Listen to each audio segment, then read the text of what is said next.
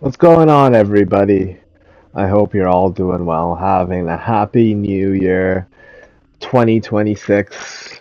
Um, and I was gonna I always say this, like I was gonna make this video sooner, but like recent events, like well, Venezuela specifically, and then subsequently, like I was actually more like on edge about following the China situation.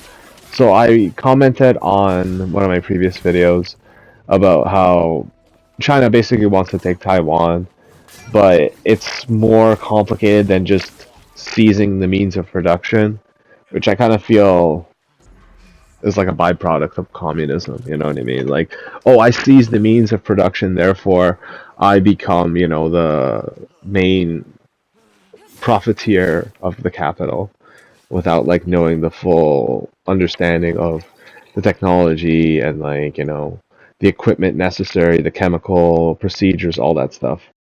So what I'm talking about is the radiolithography machines that Japan and Taiwan are, they have, and they supplied a lot of that equipment to China, but like they need a constant supply of the high purity chemicals that are required for these processes of, chip making.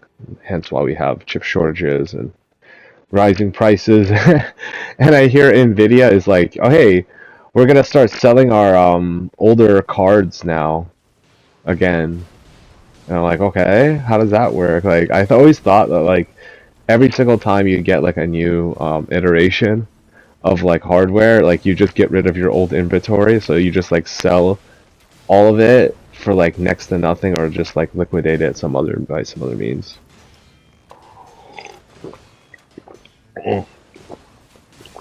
Ladies and gentlemen, boys and girls. Oh, I hear Hassan's leaving, streaming. Oh, hooray. Oh, cool, cool, cool. Like, I'm gonna make a follow-up video, actually, not about Hassan, but about, like, the glory and victory of More Pegasus and how, like, he single-handedly, like, not only demoralized, like, this whole left-leaning grifter, boomer-esque type, um, I guess, wannabe movement, because it's like, you can't really be a movement if you're being funded by corporate means. It's just like it's a fallacy behind the fallacy. It's like I'm a communist, but I live in like a mansion and I have all those nice things, and like it's just bullshit. At some point, we all have to like accept it. But this video isn't about him. No, sorry, Hassan. Your special days are over. I guess now you get to eat. You get to eat as much as you want. You get to say everything that you want to say, wear all the stuff that you want to wear. Slave labor or no slave labor, free Palestine or not, Coca-Cola, Pepsi, it's all love. It's all love in the Hassan house, you know? Yeah, we gotta talk about it. I was tested, man. So we all hear about the stories about like Somalia and like how people are getting deported or, for whatever reason, right? Like whether it's them committing a crime or the fraudulent nature of their visa to begin with. So, like, my heart kind of goes out for those who are, like, swindled by, basically human traffickers to, like, lend over large sums of money and then enter into, like, the States or wherever illegally. And I'll get to the reason why. The reason why is because of, like, this video that I saw. So, this, like, random YouTuber, right? Well, I don't know if he's like random. I just like know that he's like one of the many YouTubers that likes as they say thrill seeking. I call it being suicidal. So they'll go to like crazy ass countries for content. So like Afghanistan and like I don't know like just like crazy ass countries and just like point out, oh, there's so much pollution here. Oh, there's so much crime here. Oh, there's like a war here. You know what I mean? So fuck. What was I saying again? Fucking hell. Oh, damn. I completely lost my track of thought because it was something about like these YouTubers and they're going somewhere like crazy and it's just like, don't come here or else. Oh no, my bad, Somalia. Fuck, I don't know why I got it mixed up with like all these Indian countries. This is like, how could I? Like, obviously, like different ethnicity, this and that. But it's like, this one is actually, it broke me a little bit because, okay, so they're in a place called Somaliland. So it's like a breakaway state from Somalia, and I think they want a referendum of independence or something like that, like voting rights or some shit like that. Like, they say it's tribal warfare at its finest, or something along those lines, where it is something that outsiders can't necessarily involve themselves with or understand. But you see this guy, he's like American, and this girl, right, who is wearing a hijab and also a face covering. But like her face covering is like a lot like, I'm gonna show you these clips. I got like this new helmet in Ghost of Yotei, and it has this veil that covers the mouth and the face, so it's not necessarily like attached to the face. It's more like it's just like a drape that hangs over her face and stuff, right? So she sees this guy, and she's like getting all excited and shit, and she's like, yeah, yeah. Oh, I used to be live in America, but then like I got deported or this and that, and then like she's just like trying to flirt with the guy, and then like the way she's just it's weird because um the way she's flirting basically is by pulling up the face veil, and then like as she's doing this, and like she's it's on camera, she's being filmed, like this guy who's doing this like whatever documentary has like a film crew or whatever, and they're like going to these cars and jeeps for like transport into the city or something like that. And as this lady is like pulling up her veil and all that stuff, all these people, all these guys specifically all around her are like, hey, put down your veil and stuff, cover up, cover up. And I'm just like, dog, this is fucked. This is like I think either Christmas Eve or subsequently after it, but it was like around that time. And I'm just like watching this shit happen and unfold, and it's like I'm at a loss of words. Oh my bad. It's like it was after Christmas. My bad. So I'm watching this shit unfold, and it's like as I'm seeing it, I I can't fathom on what I'm supposed to say and what I'm supposed to like put my how I'm supposed to like construct my thoughts and like find out like the solution or like the analysis of this criticism. It's just like hell on earth. You're watching a bunch of ugly guys who you know uh, inbreeding. They don't have a lot of education.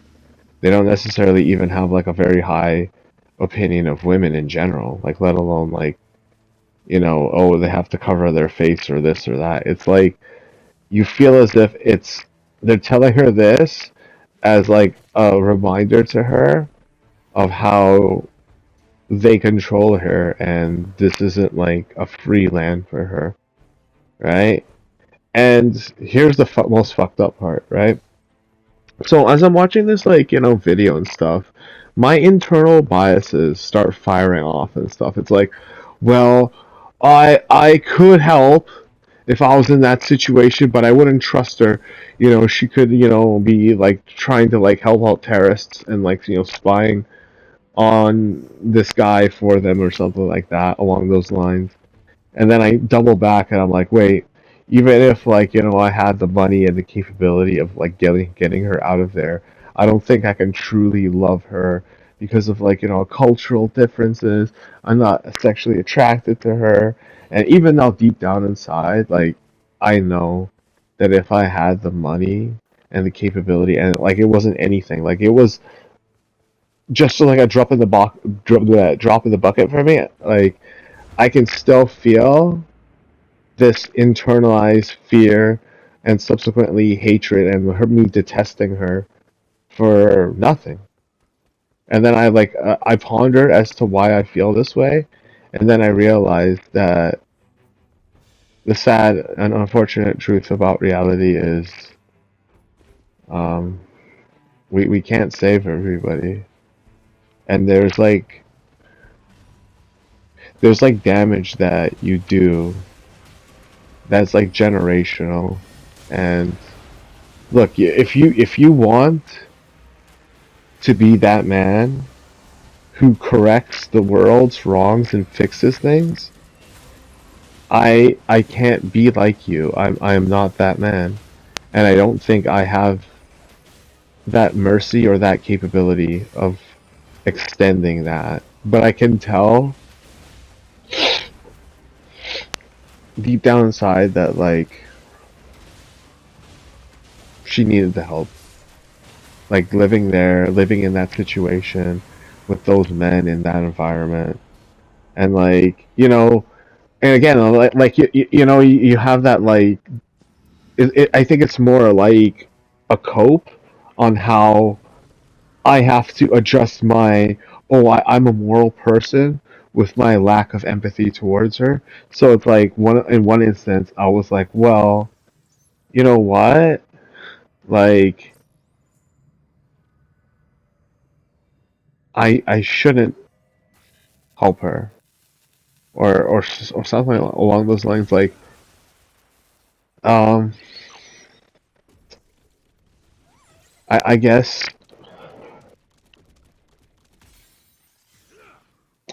I was thinking to myself, and this is the saddest part, is that like I couldn't do it. Like no matter what, how many times I've tried to like figuratively and metaphorically take this Rubik's cube, see the problem of like the obvious like basically de facto enslavement of women and the embellishment of like men, their power, their prestige, while earning nothing to garnish such praise. I was just blank. I was at a loss of how little empathy I had and how much like as the days went on, and even though it stuck with me, like I wouldn't say I cared less and less, but I just kept coming up with different copes as to why you know I shouldn't help her, or she doesn't deserve to be helped, or some stupid incorrect excuse that I make as a man in a world where my manhood isn't applicable to that like specific woman in that specific situation, mostly because of like the whole distance and then the religious and cultural abstract beliefs, and me being an outsider and all that. And then I realized that like even though I don't want to admit it, I think like everybody is a little bit like that. Or maybe it's just the way I see things as like my reason as to why I don't want to help, or I don't think I need to help, even though like I know I should. Like the whole danger of the unknown and like so many different possibilities. What if my child has like birth defects, mental difficulties, what if my child or my new family that I start with her is under threat because she abandoned her people and then like her family that was there. And it's like it's copes, I understand, but like whether or not I feel as if I should have helped that woman in that situation and stuff, I realized that this cowardice is baked in to an extent inside of all of us men and stuff. And we can take like an example like Daniel Petty. I think that's his name, Petty or Penny. The hero guy who like, had to stranglehold some psychopath who was attacking a woman. And then even though he is the hero in that situation, he got charged. He went through the court system. God knows what happened to him. Like he was threatened in jail or this or that.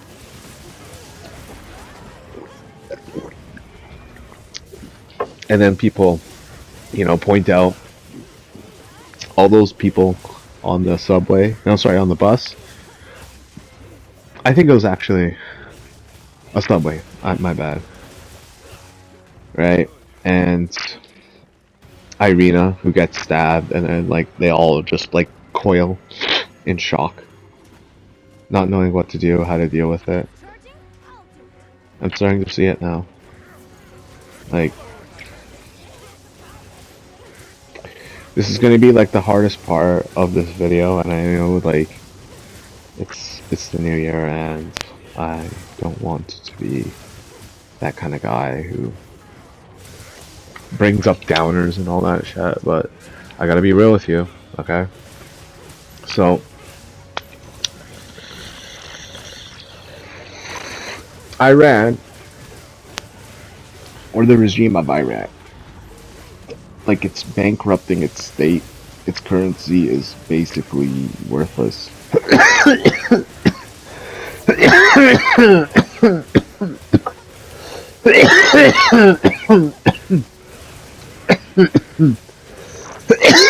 It has a commodity problem.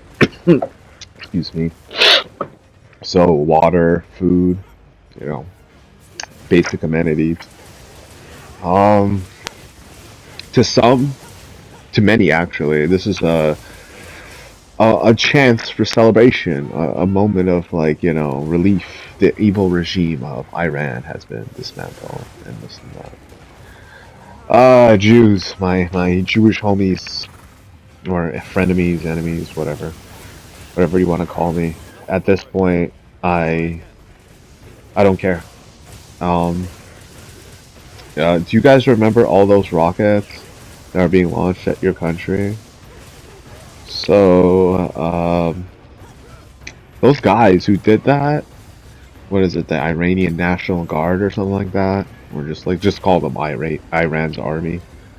All 900,000 of them. So these people are like hyper loyal to, I'm guessing, what's his name? Fuck, the neckbeard number fucking 100,000. Fuck. Right? And now that their military has been dismantled and their country is in disarray and they're going to experience degrees of hardship, they're going to go out of their way not only to pull a Hamas and indoctrinate the Iranians who are, in the grasp, in the sphere of influence of these, let's just say, remnant fighters of the old regime. But also, there's going to be another formation. Like, there's going to be, I think, 3 to 4 more formations. Or I could be wrong about Somalia. But here's my prediction. So, Somalia, the remnants of Sudan. So, that's the FSR or FRS. I don't know. I'm sorry about the acronyms if I'm incorrect about them. But those are the guys who are taking the gold out of Khartoum and running it through the UAE to fund their war machine. But that's the hustle that they're trying to do. So you got those 3, and then any remnant of Hamas, Syrian army, Lebanon, and here we go again. If you guys, my age, I guess, from 1985 to 1995, if you don't have kids, if you don't have a wife, now is the time to go back to Israel, fight, enlist. They're gonna want you to stay there for a year or so, possibly longer or permanently. Yeah, man. Israel needs your help because this isn't a victory at all. I mean, I can't believe people see it that way, but